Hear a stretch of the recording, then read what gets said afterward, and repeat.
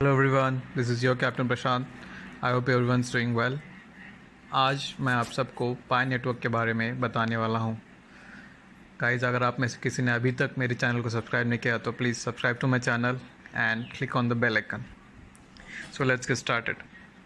Pi Network was launched by Stanford graduates in March 2019, and this is the first digital currency which can be mined on our phones. And the best part is, we get Pi for free, and it doesn't even drain our phone's battery.